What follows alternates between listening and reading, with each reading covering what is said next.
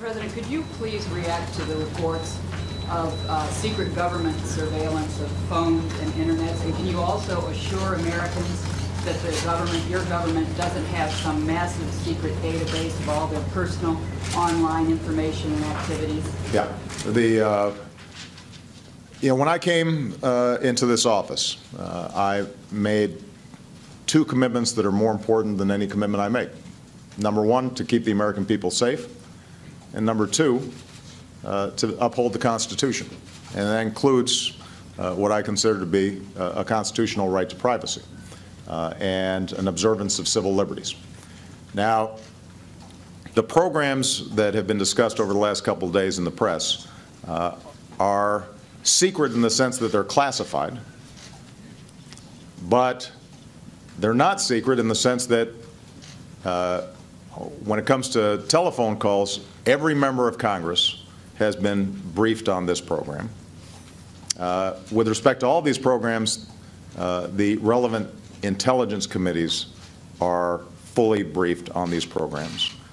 These are programs that have been authorized by broad bipartisan majorities repeatedly since 2006. And so I think at the outset it's important to understand that your duly elected representatives have been consistently informed on exactly what we're doing. Now, let me take the two issues separately. When it comes to telephone calls, nobody is listening to your telephone calls. That's not what this program's about. As was indicated, what the intelligence community is doing is looking at phone numbers and durations of calls. They are not looking at people's names, and they're not looking at content. But by sifting through this so-called metadata, they may identify potential leads with respect to folks who might engage in terrorism. If these folks, if the intelligence community then actually wants to listen to a phone call, they've got to go back to a federal judge, just like they would in a criminal investigation. So I want to be very clear. Some of the hype that we've been hearing over the last day or so, nobody's listening to the content of people's phone calls. This program, by the way, is fully overseen not just by Congress, but by the FISA court, a court specially put together to evaluate classified programs to make sure that the executive branch or government generally is not abusing them and that it's being carried out consistent with the Constitution and rule of law. And so not only does that court authorize the initial gathering of data, but I want to repeat, if anybody in government wanted to go further than just that top-line data and wanted to, for example, listen to Jackie Combs' phone call, they'd have to go back to a federal judge and indicate why, in fact, they were doing further probing. Now, with respect to the Internet and emails, this does not apply to U.S. citizens, and it does not apply to people living in the United States. And again, in this instance, not only is Congress fully apprised of it, but what is also true is that the FISA court has to authorize it. So, in summary, what you've got is two programs that were originally authorized by Congress, have been repeatedly authorized by Congress. Bipartisan majorities have approved them. Congress is continually briefed on how these are conducted. There are a whole range of safeguards involved, and federal judges are overseeing the entire program throughout. We're also setting up, we've also set up an audit process when I came into office to make sure that we're after the fact, making absolutely certain that all the safeguards are being properly observed.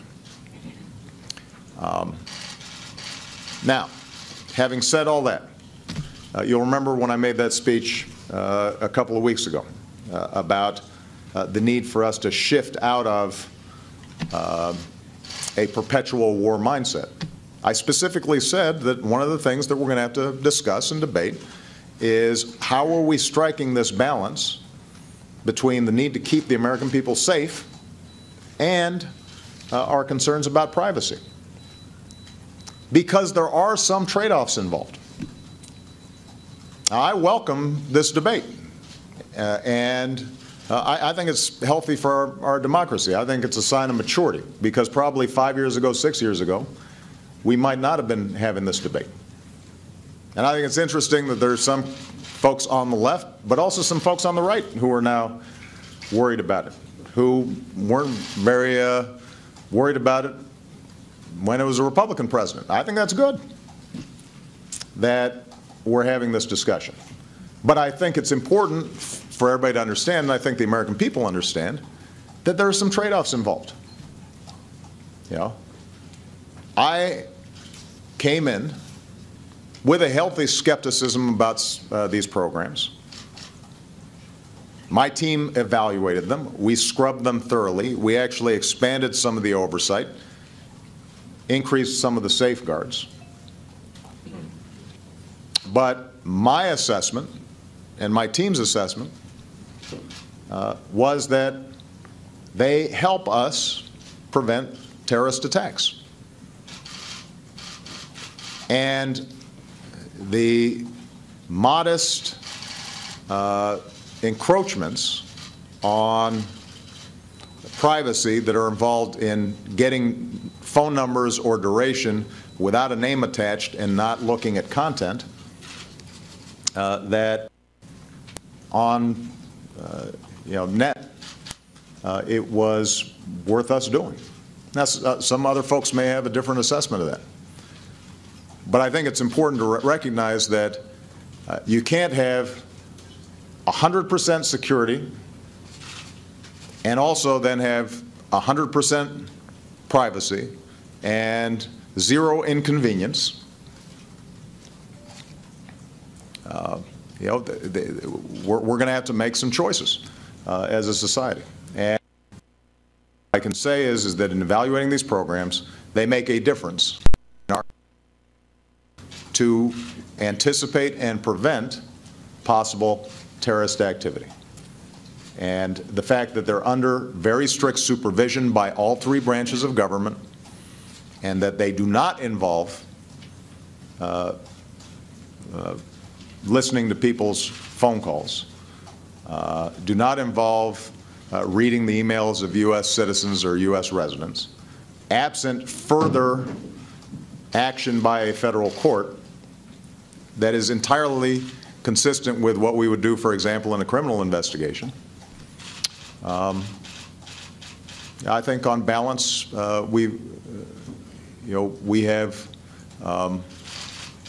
established a process and a procedure that the American people should feel comfortable about.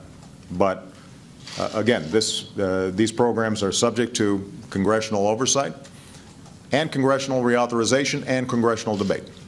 And if there are members of Congress who feel differently, then they should speak up, and we're happy to have that debate.